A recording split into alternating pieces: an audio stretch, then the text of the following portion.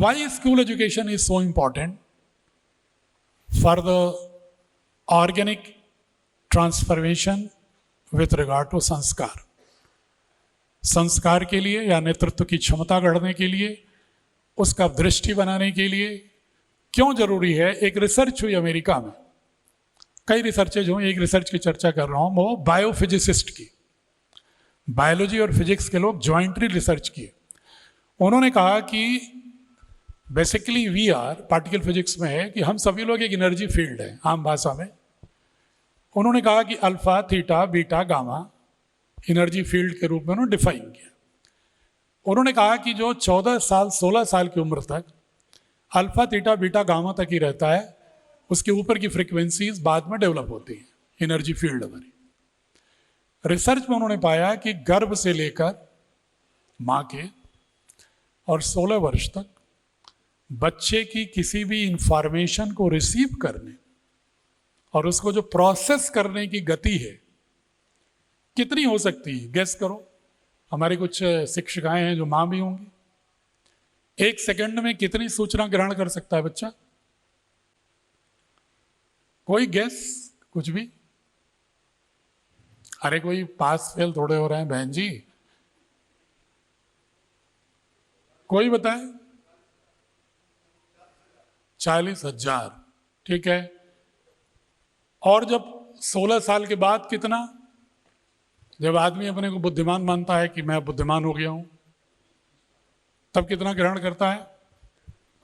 अरे गैस करो यार. मैं थोड़े कह रहा हूं कि अभी आपको कोई नंबर मिल रहा है पास फेल. कितना होगा राठौर साहब? कितना होगा? कितना? बोलो ना, आप तो शिक्षाविद हो. है? बड़ा होगा तो बुद्धि ज्यादा होगी, कम हो जाती है. कितनी कम होती है? कहाँ गए हो मलिक साहब? ओ, 0 गर्भ से लेकर 16 साल तक जो बच्चे की जो इंफॉर्मेशन रिसीव करने की या जो इफिशियंसी होती है प्रोसेस करने की, नॉलेज के रूप में उसको प्रोडक्ट बनाने के लिए, क्योंकि जब कोई चीज़ आप रिसीव करते हो फिर प्रोसेस करते हो, प्रोसेस करने के बाद ही आपका नॉलेज प्रोडक्ट होता है. तो उसके लिए उसी मशीन की इफिशियंसी की बात कर रहा हूँ. तो उन्होंने बताया कि 16 साल तक 40,000 होती है और 16 साल के बाद आपने कहा कम होती है कि ज़्यादा होती है? कम होती है. कितनी कम हो जाती है? 30,000 हो जाती है. अच्छा, अब हम बताएंगे तो आपको आश्चर्य होगा. 5 रिसर्चेस से सिद्ध हैं जो आंकड़ा लगभग बता रहा हूं. 16 साल की उम्र तक गर्भ से लेकर बच्चे को ऑब्जर्व करने, रिसीव करने, प्रोसेस करने और उसको नॉलेज प्रोडक्ट में कन्वर्ट करने के लिए, भले उसके पास भाषा नहीं है लेकिन उसके सबकॉन्शियस वाले स्टोरेज में जा रहा है, वो उसके एल्गोरिदम में जा रहा है. कितना है? 1 सेकेंड में 20 लाख. कितना है? बोलो जरा तेजी से, थोड़ा याद रहेगा हमेशा. 1 सेकेंड में 20 लाख, जिसको हम कहते हैं ना छोटा बच्चा है. तो माता पिता कहते हैं अरे ठीक है अभी तो 1 साल का है, अरे छोड़, इसके सामने तो कुछ भी झूठ भी बोल सकते हो, कुछ भी कर सकते हो, कुछ भी किसी को अड़ोसी पड़ोसी को धोखा भी दे सकते हो, आलोचना भी कर सकते हो. ये भी कह सकते हो कि 5 साल का बच्चा है कि कोई मिलने आया कह दो पापा नहीं है. बहुत सारी चीज़ें, मैं उसके आगे व्याख्या नहीं कर रहा हूँ. बहुत सब लोग रोजमर्रा में महसूस करते हैं. कुछ लोग तो बहुत सारे घिनौने कार्य भी कर देते हैं बच्चों को, सोचते हैं बच्चा है क्या है, इसको क्या मालूम. वो 1 सेकंड में 20 लाख सोचना, ये पूरा साइंटिफिक रिसर्च है. ये कोई कपोल कल्पित कोई कथा नहीं है. और 5 रिसर्चेज अलग अलग वैज्ञानिकों ने किया और अप्रॉक्सीमेट इसी के आसपास रिजल्ट आए. अब जब 16 साल के ऊपर हो जाता है, वो सुनेंगे आपको तो बहुत आश्चर्य होगा कि वो कितना करता है 1 सेकंड में. वो करता है 1 सेकंड में सिर्फ 40. कितना करता है? 40. हाँ, तो जो बड़े बुद्धिमान परिपक्व लोग हैं, हम सारे लोग जो अपने को बुद्धि का ठेका लेके घूमते रहते हैं कि बड़े विद्वान हैं, वो 1 सेकंड में 40 मैक्सिमम, उन्होंने कहा. वे 40 इज मैक्सिमम. और 16 साल तक बच्चा 20 लाख, कहां वो मशीन 20 लाख वाली और कहां ये 40 वाली। तो व्यक्तित्व निर्माण का सबसे बड़ा पीरियड क्या है? 16 साल तक। और शुरुआत कब से होती है? मां के गर्भ से। तो जब मां के गर्भ में रहता है तभी जो है झगड़ा शुरू, मां की इज्जत करना बंद।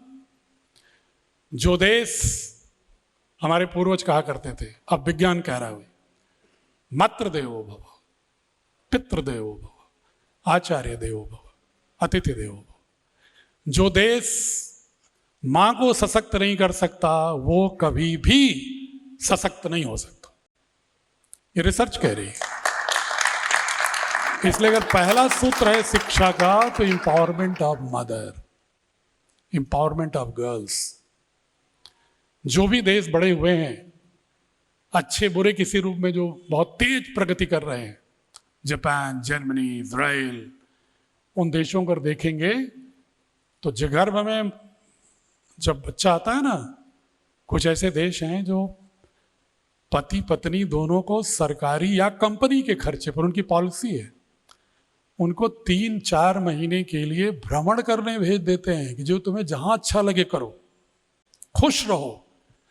जब मां खुश होगी तभी बच्चा अंदर से उसका विकास ठीक होगा।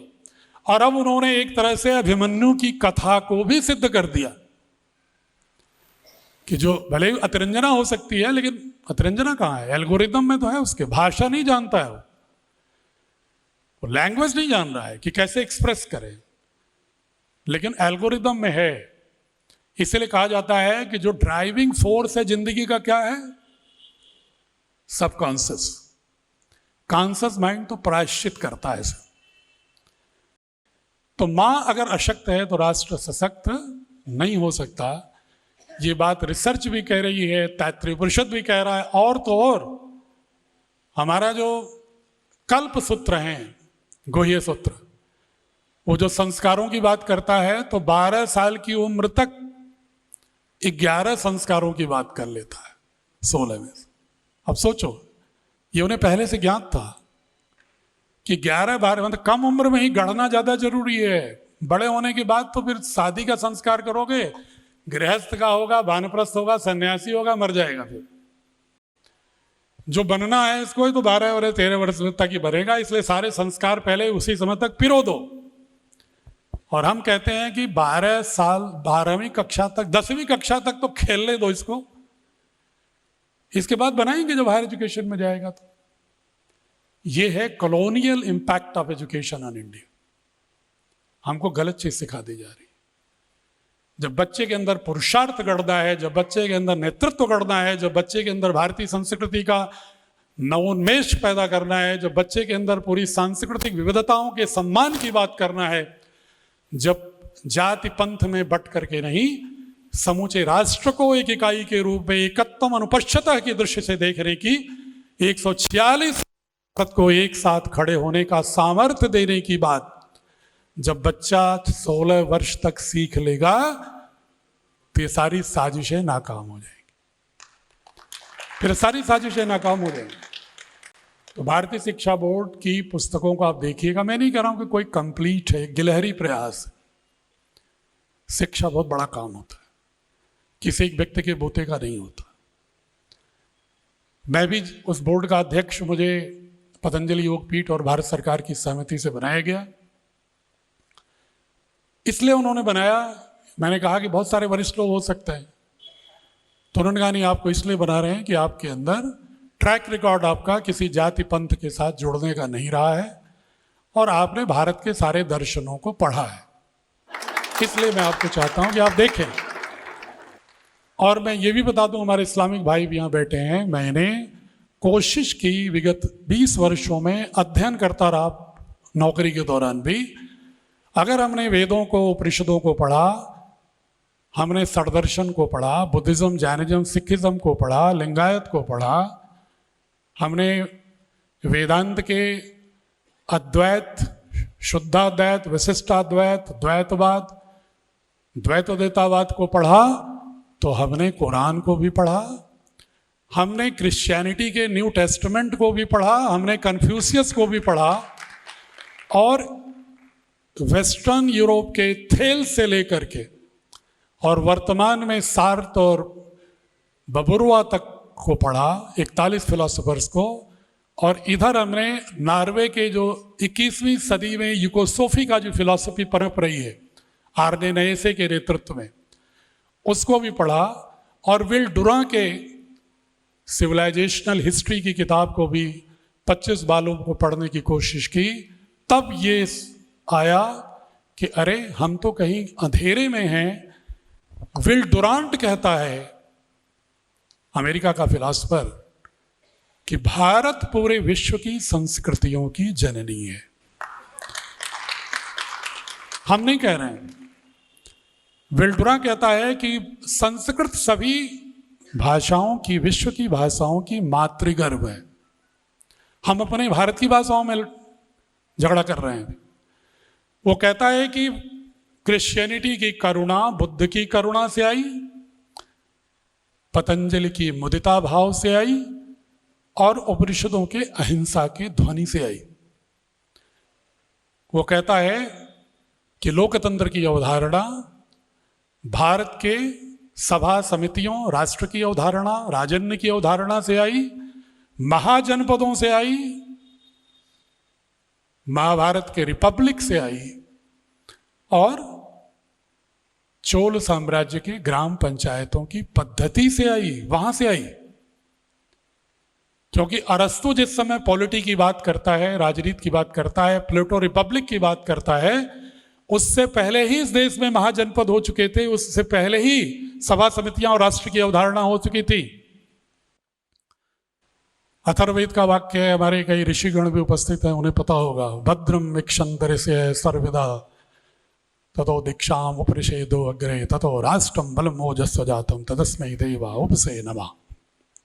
अथर्ववेद में राष्ट्र की आराधना की गई है कि ऋषियों की प्रज्ञा तप से जो निर्णय हुआ है, जो निर्माण हुआ है, आओ उस राष्ट्र के विकास के लिए हम एक नद्ध होकर, सन्निध होकर फिर कार्य करते हैं।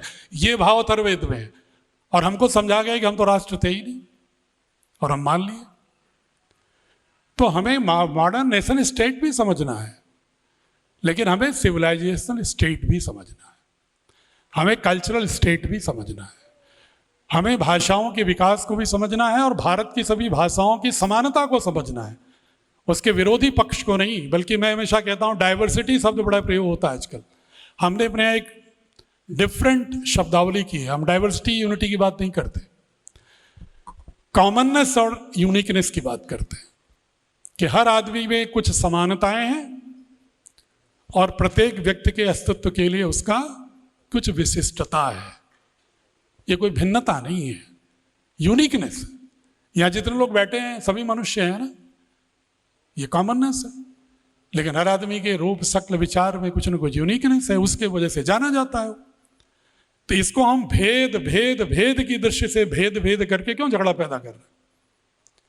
अगर कोई एक कल्चरल ट्रेट रखता है, कोई फिलोसॉफिकल धारणा रखता है, कोई अलग वस्त्र पहनता है, कोई अलग व्यंजन करता है, तो आप उसको क्रिटिकल रिस्पेक्ट करो ना, उसकी यूनिकनेस मानो।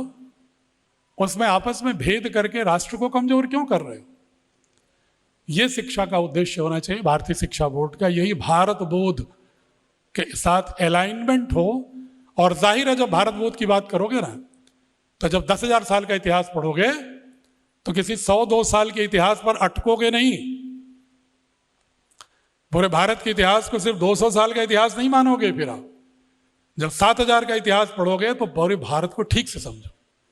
मैं कश्मीर में गया, वहां सारे 500 विद्यालयों के साथ बात कर रहा था, तो कुछ उन्होंने कहा साहब ये तो सिर्फ सनातन की बात करेगा आपका बोर्ड।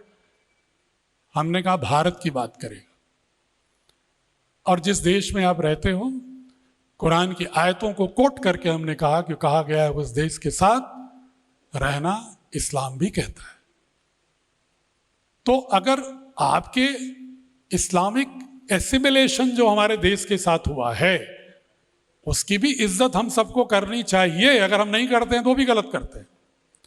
लेकिन हमने उनसे पूछा, कश्मीर के लोगों से, कि 13वीं शताब्दी के बाद का इतिहास तो आपकी किताबों में पढ़ाया जाता है कश्मीर में, 13वीं से पहले क्या कश्मीर नहीं था क्या? ललिता दत्त को क्यों नहीं पढ़ाते हो? करकोट वंश क्यों नहीं पढ़ाते हो? वर्मन वंश क्यों नहीं पढ़ाते हो? लोहार वंश क्यों नहीं पढ़ाते हो? उससे पहले का शैव धारणाओं को क्यों नहीं पढ़ाते हो? कुमार जीव को क्यों नहीं पढ़ाते हो? तो सबने एक स्वर से तालियां बजा के कहा कि सर हम ऐसा इतिहास पढ़ाना चाहते हैं अपने बच्चों को, ताकि कश्मीर को पूर्णता में समझे हो। और जिस दिन पूर्णता में इस देश का नागरिक अपनी सांस्कृतिक यात्रा, दार्शनिक यात्रा को समझ लेगा, छोटे छोटे झगड़ों में देश के हित की बलि नहीं चढ़ाएगा। यह है भारतीय शिक्षा बोर्ड का उद्देश्य। तो मैं आपका आह्वान करता हूं कि आप जुड़िए। अगर नहीं भी जुड़ रहे हैं तो धारणा से ही जुड़िए, जहां हैं वहीं जुड़िए। आप अगर माध्यमिक बोर्ड से जुड़ना चाहते हैं तो जुड़िए, वो भी हमारे संविधान निर्मित राज्य का एक बोर्ड है, हमारा किसी बोर्ड से विरोध नहीं है। आप जहां भी जुड़ना चाहें जुड़िए, लेकिन इस दृष्टि के साथ जुड़िए। और अगर दृष्टि नहीं है वहां तो उनको सुझाव दीजिएगा, आप भी दृष्टि डालो, पूरी तरह डालो, टुकड़ों में मत डालो। और पूरी तरह से हमारी दृष्टि से जुड़ना चाहते हैं तो हम भी भारत सरकार के बच्चे हैं, हमारे साथ गले मिला लो। आओ मिल करके फिर एक नए भारत का निर्माण करते हैं, असली भारत का निर्माण करते हैं, जो कहीं ना कहीं खंडित हो रहा है। और फिर वो भी अलाइंड होंगे, वो भी, उनके अंदर भी बाध्यता होगी कि नहीं हमें करना है। मैं कोई बड़बोलापन नहीं कह रहा हूं, लेकिन मैं आपको यहाँ ऑन रिकॉर्ड बोल रहा हूं कि मेरी कई किताबों की प्रकाशित पहले हुई, एनसीईआरटी ने उसके 6 महीने बाद उसी विषय की किताब निकाली तो 70% हमारी दृष्टि से जुड़ गई। आपको मैं उदाहरण के साथ ऑन रिकॉर्ड बोल रहा हूं, वो लोग भी एक्सेप्ट करते हैं, क्योंकि हमने 2000 प्रोफेसर्स और 4000 पीजीटी टीचर्स हमारे पैनल पर हैं पूरे देश के। हम सिर्फ नॉर्थ इंडिया का इतिहास नहीं पढ़ाएंगे, हम दक्षिण भारत, नॉर्थ ईस्ट, कश्मीर, सबको समग्रता से पढ़ाएंगे। तो भारतीय ज्ञान परंपरा किसी एक कालखंड की धरोहर नहीं है, वसीयत नहीं है। भारत सदियों पुराना राष्ट्र है, समृद्धतम राष्ट्र है, प्राचीनतम राष्ट्र है। उसकी पूरी सांस्कृतिक यात्रा और उसके दौरान हुई ज्ञान परंपरा को हम भारतीय ज्ञान परंपरा कह रहे हैं, खंड खंड में नहीं, अखंड भारत जो चाणक्य कहते थे। उस अखंड भारत के लिए हमें भारत की अखंडता को दृष्टि में ध्यान रखना होगा। दृष्टि और दक्षता दोनों को समुचित दृष्टि से विकसित करना होगा। भारतीय शिक्षा बोर्ड का उद्देश्य है।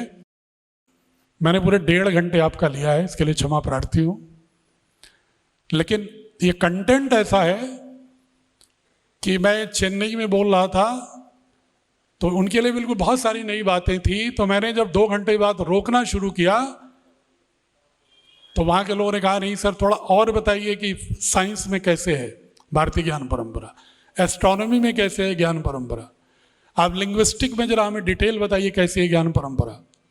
तो उन्होंने मेरा 4.5 घंटे ले लिया था।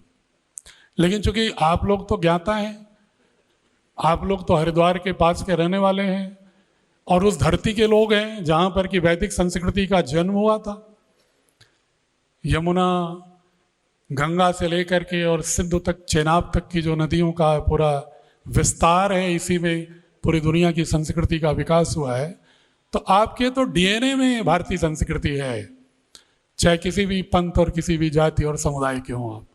इसलिए आपको समझाना आसान है। आप इतने, जितना मैंने बोला है उससे 10 गुना आप जानते होगे और 100 गुना कल से आप उसका पालन करोगे, ऐसा मुझे विश्वास है। इसी के साथ मैं अपनी वाणी को विराम देता हूँ। कोई जिज्ञासा हो या कोई सुझाव हो अभी भी बोल सकते हैं, या हमारा जो मेल है अभी हम आपको नोट करा देंगे या आपके व्हाट्सएप पर चला जाएगा। अगर आपने नाम, टेलीफोन नंबर के साथ अपना सुझाव देंगे तो मैं पर्सनली आपसे टेलीफोन पर भी बात करूंगा और आपके सुझाव को नोट करूंगा। डेली मैं ऐसे 50 लोगों से बात करता हूं पूरे देश में, विभिन्न प्रांतों के, और कोशिश करता हूं कि किसी का भी मेल आया है, फ़ोन आया है, तो कम से कम हफ्ते 10 दिन के अंदर मैं सबसे बात जरूर कर लूं। और उनमें अगर कोई अच्छे सुझाव होते हैं तो मैं उसको अपने बोर्ड के समक्ष कलेक्टिव विजडम मानते हुए उसको प्रस्तुत करता हूं, क्योंकि ये तो यात्रा इन फैंसी की है। अभी तो गर्भ से निकला हुआ शिशु है, इसको भी कौमार्यावस्था में आना है, इसके बाद इसको बृहत्तर बड़े स्वरूप में आना है, लेकिन मैं रहूं या नहीं रहूं, मैं हमसे जो बहुत नई पीढ़ी के लोग हैं उनको मैं विनम्रता से कह रहा हूं, आप एक दिन देखोगे या तो ये बोर्ड पूरे देश का बोर्ड होगा या सारे बोर्ड के देश इसी दृष्टि से अपने में सुधार कर लेंगे। बहुत बहुत धन्यवाद। भारतीय शिक्षा बोर्ड के द्वारा आज यहाँ पर जो ये संगोष्ठी आयोजित की गई है, सबसे पहले मैं आदरणीय चेयरमैन भारतीय शिक्षा board doctor NP Singh sir को बहुत बहुत स्वागत भी करता हूं और उनका धन्यवाद भी करता हूं। जैसा सर ने बताया कि सर के साथ बहुत ही एक पुराना नाता रहा है। सर कमिश्नर रूरल डेवलपमेंट थे जिस समय मैं लखनऊ में मुख्य विकास अधिकारी के पद पर था, और सर से उस समय अक्सर इंटरेक्शन होता था और बहुत ही सीखने को भी मिला, और उनका जो काम करने का तरीका है वो वास्तविकता में बहुत ही अलग है। खास तौर पे हमारा जो NRLM योजना है जिसके अंतर्गत समूहों के माध्यम से महिलाओं को सशक्त किया जा रहा है, मैं मानता हूं कि उत्तर प्रदेश में एक बहुत ही मूलचूक परिवर्तन उनके समय में आया, जिस समय उन्होंने कमिश्नर रूरल डेवलपमेंट और उससे पहले उन्होंने SRLM का चार्ज भी देखा। आज की इस कार्यक्रम के मुख्य अतिथि के रूप में यहाँ पर आदरणीय मंडलायुक्त महोदय, मंच पर उपस्थित हमारे भारतीय शिक्षा बोर्ड से जुड़े हुए सभी महानुभावगण, हमारे सभी अधिकारीगण, JD शिक्षा, हमारे ज़िले के सभी अधिकारीगण और यहाँ पर उपस्थित हमारे सभी श्रोतागण, विभिन्न शिक्षा जगत से आए हुए हमारे टीचर्स, प्रिंसिपल्स इत्यादि। मैं बहुत ज़्यादा कुछ नहीं कहूँगा। मुझे लगता है कि सर ने 1.5 घंटा से अधिक, जैसा सर बता रहे हैं कि उन्होंने पूरा डिटेल में आप लोगों को ब्रीफ किया है, इसलिए मुझे नहीं लगता कि बहुत ज़्यादा कुछ कहना मेरे स्तर पर अभी उचित होगा। लेकिन मैं एक चीज़ ये ज़रूर कह सकता हूँ कि भारतीय शिक्षा बोर्ड के संबंध में जितना मैंने ज्ञान रखा है, अक्सर हम लोग कभी अगर किसी स्कूल में, कॉलेज में, किसी युवाओं के ग्रुप में अगर जाते हैं और अगर ऐसे चर्चा की जाए कि भाई भारत अब तक क्यों उतना विकास नहीं कर पाया जितना शायद उसे करना चाहिए था, भारत के साथ के कई ऐसे देश हैं जिन्होंने भारत के साथ ही अपनी आज़ाद देश के रूप में एक जर्नी शुरू करी लेकिन उसके बाद भी पिछड़ गया, तो मैंने बहुत सारे फोरम्स पे, बहुत सारे मंचों पर एक सवाल एक जवाब खास तौर पे युवा पीढ़ी का ये आते सुना है कि साहब हमारा एजुकेशन सिस्टम ही खराब है। आपने भी सुना होगा। और मैं आपको ये भी बताता हूं कि मैं हमेशा अपने स्तर पर उस एजुकेशन सिस्टम को डिफेंड करता हूं, क्योंकि मुझे ये लगता है कि अगर हम अपने बेसिक एजुकेशन सिस्टम को ही नकारात्मक रूप से देखें तो कहीं ना कहीं एक नेगेटिविटी की फीलिंग आती है, जो कि बहुत अच्छी नहीं है किसी भी देश के विकास के लिए।